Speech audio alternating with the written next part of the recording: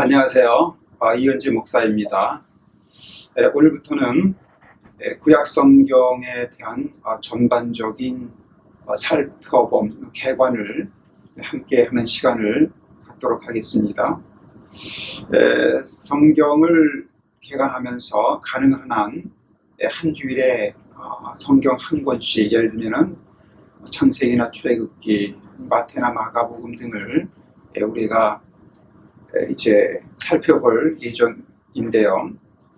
어떤 책들, 예를 들면은 창세기나 열왕기서 또는 역대기서와 같이 좀 긴 책들은 2회나 3회에 걸쳐 살펴봄으로 인해서 여러분들의 체계적인 성경 공부에 도움을 드리기를 원합니다. 오늘부터 4주 동안은 창세기에 관해서 우리가 함께 살펴볼 예정인데요. 오늘은 창세기 1장부터 11장에 나오는 그러한 교훈과 또한 내용들을 살피는 시간을 갖도록 하겠습니다. 창세기 1장부터 11장을 가리켜서 성경학자들은 원역사라고 부릅니다. 우주의 창조로부터 시작을 해서 인간의 창조, 그리고 죄가 어떻게 발현을 했는지, 또한 그 죄 속에서 하나님께서 구원 사역을 어떻게 시작하시고 또한 전개해 나가시는지를 우리들에게 보여주고 있습니다. 우리가 성경을 펼칠 때에 처음 맞닥뜨리는 그러한 상황은 바로 하나님께서 우주와 만물을 창조하셨다라는 선언입니다. 하나님께서 우주와 만물을 창조하신 것에 대한 묘사라기보다는 온 우주를 바로 하나님께서 창조하셨다라는 선포를 하고 있는 것을 발견을 하게 됩니다. 저는 오늘 이 시간에 이 부분을 살펴보고 생각해 보기를 원합니다. 왜냐하면 창세기의 첫 번째 부분들을 이해하고 있어야만, 그리고 정리하고 있어야만 다른 부분으로 넘어갔을 때 성경에 대한 오해를 하지 아니하고 바른 이해를 가질 수 있기 때문입니다. 우주와 생명의 기원에 대해서는 두 가지의 중요한 주장들이 있는 것을 발견을 하게 됩니다. 첫 번째가 지적 설계에 의한 창조론인데요. 이것은 하나님께서 설계에 의해서 우주를 창조하셨다라는 그러한 주장이고, 또 하나는 우연한 생명체의 출현으로부터 시작해서 고등 생명체로 점차적으로 진화를 하게 되었다라고 말하는 진화론의 주장도 있습니다. 그런데 창세기 1장과 2장은 아주 단호하게도 하나님께서 창조하셨다는 것을 단언하면서 추후의 의심의 여지도 남겨놓고 있지를 않습니다. 과연 우주와 만물은 지적인 설계자이신 창조주 하나님에 의해서 주도 면밀하게 만들어졌을까? 아니면 우연의 산물로 태동하고 수많은 세월을 통해서 하등생물에서 고등생물로 진화하였을까? 이것은 굉장히 중요한 문제가 됩니다. 왜냐하면은 우리가 설계에 의해서 또한 창조된 존재인지 아니면 우연의 산물로 이 땅에 나타났는지를 우리가 알게 되면 우리의 삶의 방향을 결정하는 인생관과 또 가치관이 거기에 걸맞게 형성이 되기 때문입니다. 그래서 우주와 또 인간과 만물이 하나님께서 창조하셨다라는 하나님의 창조활동의 산물이라는 것이 성경의 주장이고 또한 교훈인 것을 우리가 발견을 하게 됩니다. 50년 동안 무신론 철학의 선봉에 섰다가 나중에 하나님을 긍정하는 삶으로 돌아서게 되었던 앤토니 플루는 그의 코페르니쿠스적인 저서, 그의 삶의 전환을 닮은 존재하는 신에서 다음과 같은 예를 제시를 합니다. 그래서 이 예를 통해서 인간과 생명체가 하나님의 설계물이다, 하나님 창조의 산물이라는 사실을 설득력 있게 제시를 합니다. 무신론자들, 진화론자들이 제시하는 재미있는 가설이 하나가 있습니다. 그게 뭐냐면 원숭이 정리라는 것입니다. 이 원숭이 정리라는 것은 생명이 우연히 생겨날 가능성이 있다라는 것을 옹호하기 위해서 만든 비유인데요. 한마디로 말해서 수많은 원숭이들이 컴퓨터 자판을 두들기면 마침내 셰익스피어의 소네트가 나올 수 있다, 우연하게 발생할 수 있다라는 그런 내용이고 주장입니다. 이에 대해서 앤토니 플루는 게리 슈나이더라는 사람이 영국 국립예술원에서 벌인 실험을 인용을 하고 있습니다. 자, 원숭이 6마리가 있는 우리의 컴퓨터 한 대를 들여놓았습니다. 자, 원숭이들은 한 달 동안 이 자판기를 두들겨서 결국 50페이지 분량의 그러한 글자들을 출력을 하게 되었습니다. 그런데 그것을 살펴본 결과 그 50장의 분량 가운데 여러 가지 그런 레터들이 있었지만은 거기에는 합당한 단어는 하나도 발견되지 않았다는 것이죠. 자, 여러분, 영어에서 가장 짧은 단어가 무엇입니까? 하나는 A, 어이고 하나는 I입니다. 한자로 구성이 되어 있습니다. 그런데 이 한자 글자가 단어가 되기 위해서는 양쪽에 빈칸, 그렇죠? 공란이 있어야지 그것이 하나의 글자로 성립을 하게 됩니다. 근데 원숭이가 무작위로 자판을 쳐서 한 단어를 만들어낼 확률은 27,000분의 1이었고, 결국 이 실험을 통해서도 50페이지의 그런 글자 가운데서 단어는 한 단어도 없었다는 것입니다. 또한 원숭이가 우연히 자판을 두들겨서 이제 셰익스피어의 소네트나 햄릿과 같은 희곡 한 편을 만들 확률은 얼마나 될까요? 그것은 제로입니다. 만약에 488자의 셰익스피어의 소네트를 정확히 찍어내려면 10의 0이 690승, 그렇죠? 10의 690제곱이 분의 1이 그 확률이 되는 것입니다. 이걸 갖다가 0이라고 말합니다. 자, 이에 비해서 사람의 몸이라든가 아니면 사람의 정신구조는 이 소네트라는 희곡보다 얼마나 더 정교합니까? 몇 억 배나 정교한 것을 볼 수가 있습니다. 그래서 만약에 생명의 기원이라는 것이 이렇게 우연한 경우에 의해서 성립된 결과물이라고 생각을 한다면 그것은 확률을 무시한 비과학적인 발상이거나 지극히 동화적인 확신일 뿐이라고 말을 하겠지요. 따라서 우리는 창세기 1장 1절에 나오는 선언, 태초에 하나님이 천지를 창조하시니라라는 이 선언을 1.1에게 의심도 없이 받아들이면서 성경 읽기를 시작을 해야 할 것입니다. 자, 그렇다면 창세기 기자는 이런 우주의 생명에 관한 과학적인 관심에서 창세기를 시작을 했을까요? 창세기 기자는 과학적인 관심이나 생물학적인 족보에 관심을 가지고 기록한 것이 아니었습니다. 그가 관심을 가지고 있었던 것은 인류는 진정 어디서 왔고, 인류가 서 있는 현재의 모습은 무엇이고, 또한 인류는 어디를 향해서 나아가고 있나 하는 것을 보여주기 위해서 창세기를 기록한 것입니다. 따라서 오늘 이 시간에는 저자와 기록 목적을 한번 살펴보는 것이 유익을 줄 텐데요. 창세기의 저자는 다른 모세오경, 출애굽기, 레위, 민수기, 신명기와 함께 모세가 저자가 되겠습니다. 여러분이 아시다시피 모세에게는 대단히 특별한 사명이 주어졌습니다. 430년 동안 이집트에 살면서 많은 기간 동안 노예 생활을 하던 이스라엘을 하나님께서는 약속의 땅으로 이끌어 가시게 되었습니다.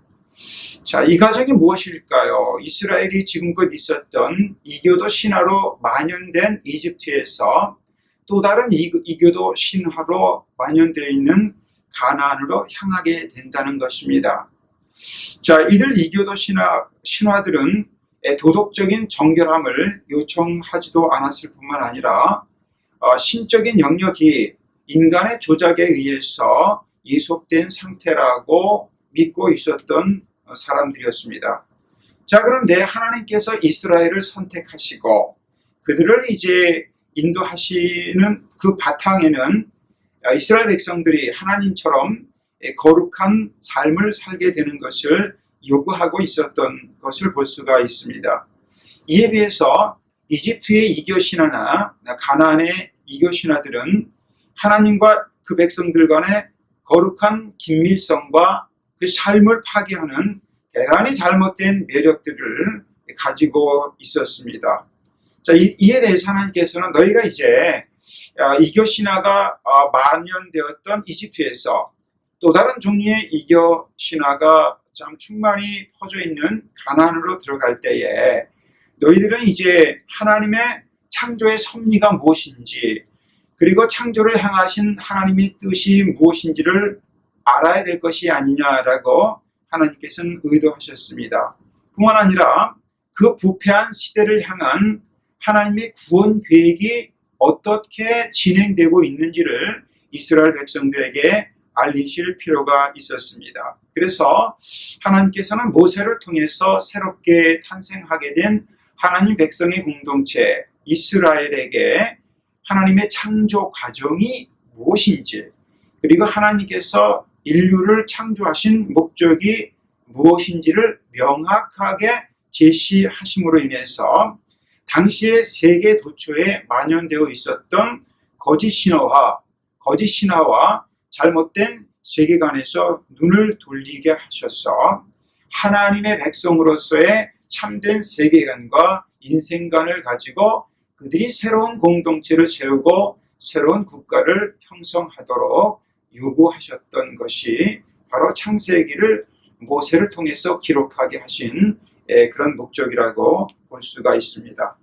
자, 이런 것을 우리가 알게 될 때에 우리는 창세기의 1, 2장을 다루면서부터 매우 중요한 메시지가 폭포수처럼 우리에게 쏟아져 내리는 것을 발견을 하게 됩니다. 그러면 1장부터 11장에 관한 내용들이 무엇일까요? 자, 먼저 창세기 1, 2장은 창조 질서와 하나님 창조의 그 장엄함을 우리들에게 들려주고 있습니다. 하나님께서는 본래 존엄성을 지닌 개체 생명체를 만드실 때에 굉장히 질서 정연한 하나님의 법칙에 의해서 세상을 창조하십니다. 우리는 하나님께서 6일 동안 세상을 창조하셨다는 사실을 배워서 알고 있습니다. 그런데 6일 동안 하나님이 창조하셨다라는 그 창조 사역을 가만히 관찰해 보면 대단한 질서가 존재하고 있다는 사실을 발견을 하게 됩니다. 하나님께서 첫날에 빛을 창조하셨다라고 우리에게 증거를 합니다. 이것은 생명의 빛이었을 겁니다.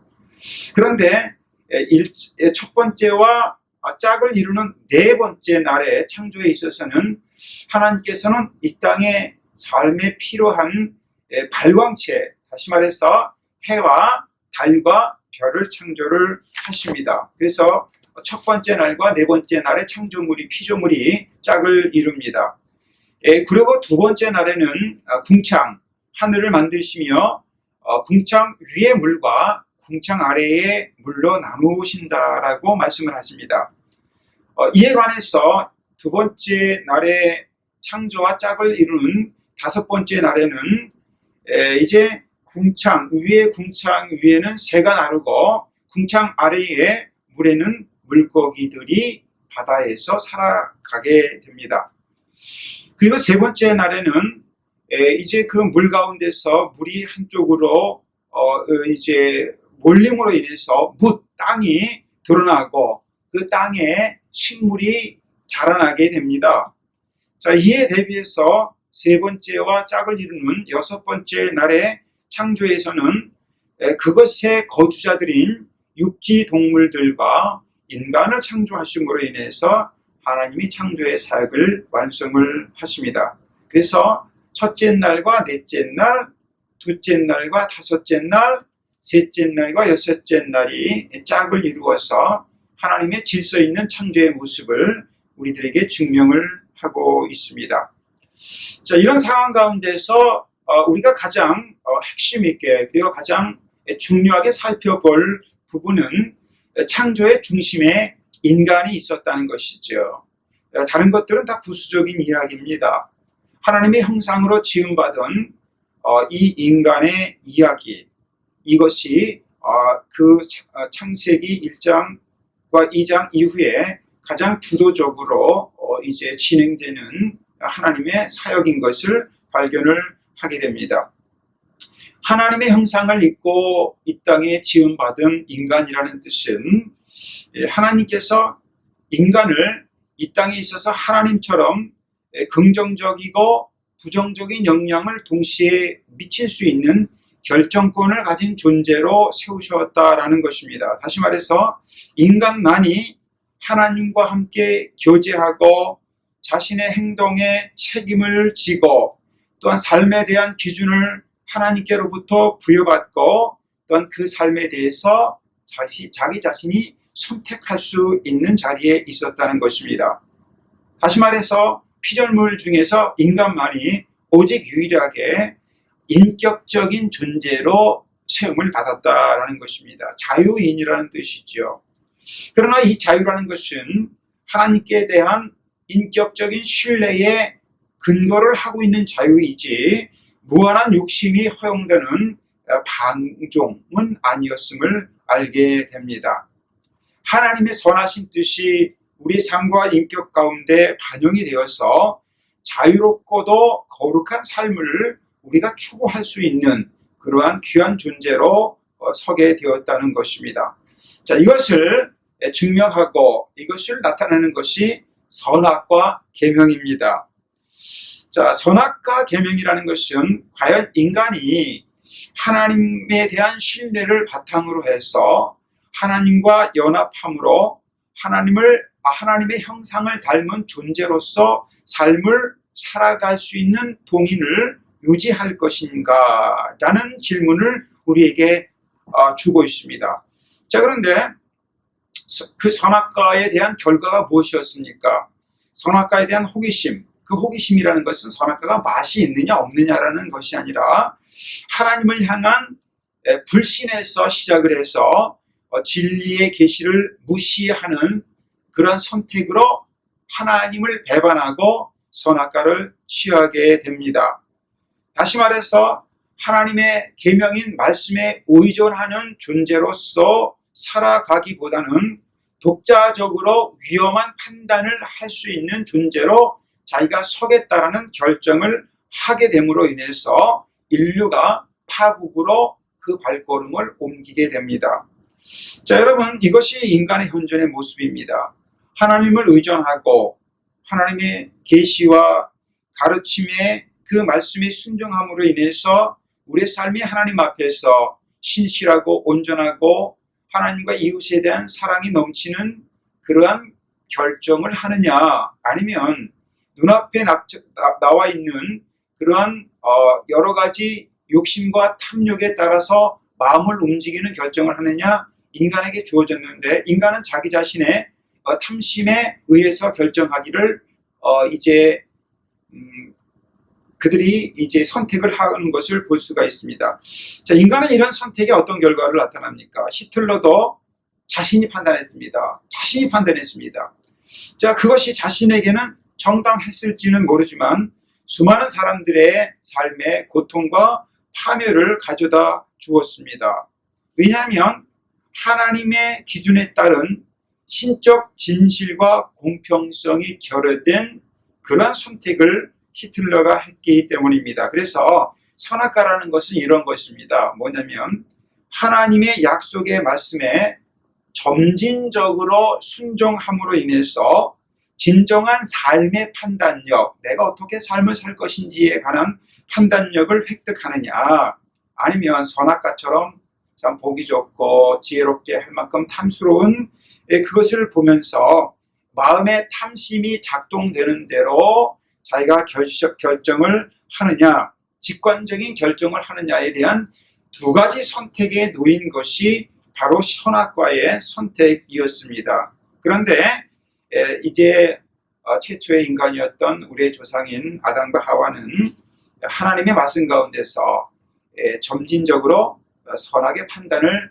획득하라는 그러한 학습과 그러한 여러 가지 경험의 일들을 거절을 하고 계명 순종의 길에서 벗어나서 자기의 직관으로 선악을 판단하려는 그런 선택을 함으로 인해서 아담과 하와는 결국 첫 번째 실패를 하게 되었습니다. 그리고 이제 아담과 하와가 이런 죄악적인 결정을 하고 난 이후에 인간들은 계속해서 죄악의 수렁으로 빠지게 되는 것을 발견을 하게 됩니다.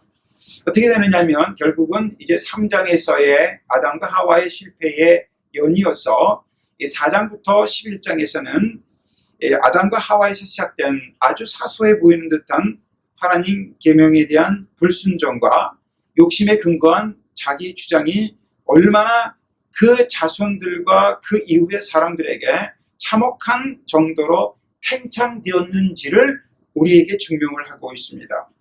자, 4장에서는 어떤 일이 일어납니까? 4장에서는 가인이 형제 아벨을 살해합니다. 그러고도 내가 아우를 지키는 자입니까? 라는 오리발을 내미는 모습을 발견을 합니다.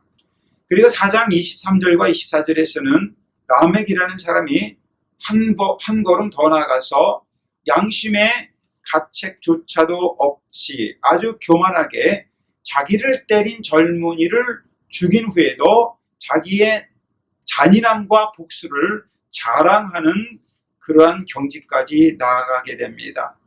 자, 그러한 과정에서 이런 가인 계열의 잔악성과 무정함 속에 이제 그 경건의 계보인 그 셋의 계보가 5장 6절부터 23절까지 계속되었지만은, 자, 두 계보가 있었어요. 가인의 악한 계보와 셋의 경건한 계보가 있었는데, 안타깝게도 이제 노아 시대에 와서는 결국 이 두 계보, 가인의 계보와 셋의 계보가 나쁜 쪽으로 통폐합이 되면서 온 땅에 악이 편만함을, 악이 충일함을 이야기하고 있습니다. 자, 여기서 우리가 무엇을 발견합니까?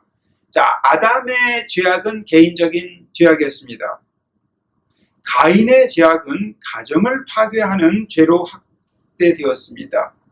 라멕에 이르러서는 가정을 넘어서 사회적인 폐괴함에 이르렀습니다. 그런데 노아 때는 어떻습니까?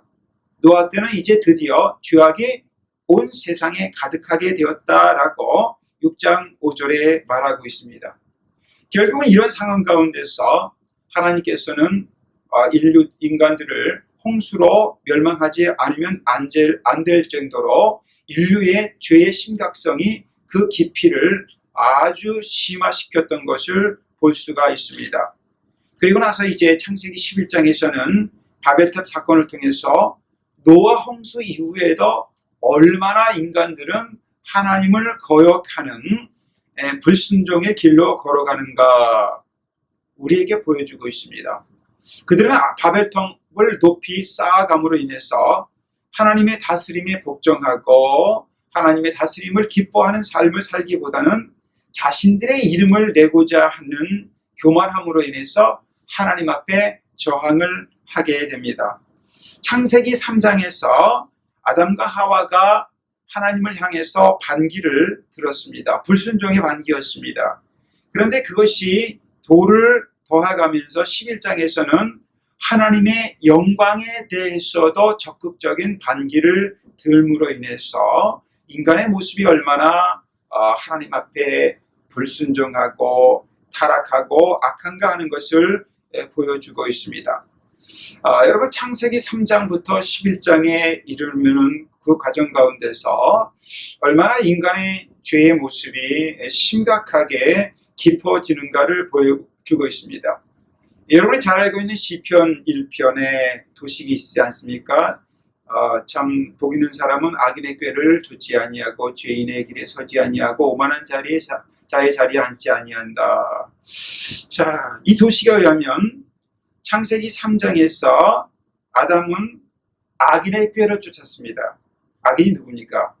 그렇죠? 뱀의 형세를 한 사탄입니다. 그래서 아담은 그 악인의 꾀를 좇는 그러한 아담형 죄인이었습니다. 자, 4장에서는 가인이 등장을 하는데 가인은 죄인의 길에 들어섰습니다. 그렇죠? 구체적으로 자기의 동생을 죽이는 죄인의 길에 들어섰죠. 그리고 4장 23절부터 24절에서는 라멕이 오만한 자의 자리에 앉게 됩니다. 왜냐하면 자기의 죄를 자랑하고 있거든요. 그리고 이제 6장에서 온 세상에 죄악의 낙을 누리는 모습을 그리고 있다면 11장에서는 홍수 이후에도 하나님 말씀에 순복하고 하나님의 말씀으로 인해서 삶이 회복되기보다는 적극적으로 하나님께 반항하는 모습이 나타나고 있습니다. 자, 어떻습니까? 창세기 1, 2장에서 창조된 인류가 3장부터 11장에 이르기까지 끊임없이 불순종의 도를 더해가고 하나님 앞에서의 악이 심층화되고 있는 것을 발견을 하게 됩니다. 인간이 이런 존재입니다. 자, 그렇다면 하나님께서는 어떻게 이것을 해결하실까요? 작은 셈에서 시작해서 창이란 거대 물줄기를 이룬 불순종의 공동체 바벨탑에 우뚝 바벨탑에 서 있는 그런 인류를 바라보면서 하나님은 어떻게 움직이실까요? 먼저 아담과 하와가 부패했을 때, 하나님 앞에 타락했을 때, 범죄했을 때 하나님께서는 아담의 자손인 예수 그리스도를 이 땅에 보내주시겠다는 희망적인 약속을 하셨습니다. 가인이 동생 아벨을 살해했을 때도 땅에서 유리하는 자가 되지만 그러면서도 사람들의 복수로부터 보호하셨습니다. 노아 당시에 인간들을 멸절시키는 가운데서도 노아를 기억한 하나님께서는 무지개 언약을 주셨습니다. 그렇다면 바벨탑이라는 불순종의 공동체, 그렇죠? 이 가운데서 과연 하나님께서는 어떠한 치유를 하시고 인간에게 희망을 주시고 하나님의 구원을 이루어 나가실까요? 그것은 이제 불순종의 공동체인 바벨탑 공동체로부터 한 사람을 불러내심으로 인해서 불순종의 공동체를 대항할 수 있는 믿음과 순종의 공동체를 형성시켜 나가시는데 바로 이때 부르심을 받은 사람이 아브라함이 되고 아브라함의 자손들인 이스라엘의 민족이 이 사역을 감당을 하게 될 것입니다. 그래서 우리는 이제 다음 주부터 하나님께서 이렇게 믿음의 공동체를 세움으로 인해서 이 땅을 치유하기 위해서 그 아브라함과 그의 자손들을 어떻게 부르시고 어떻게 세우시고 어떻게 이끌어 가시는 길을 살펴봄으로 인해서 하나님께서 이 땅을 어떻게 구원하시고 치유하시고 회복하시고 우리에게 진정한 삶을 주시는지를 살펴보는 시간을 갖도록 하겠습니다.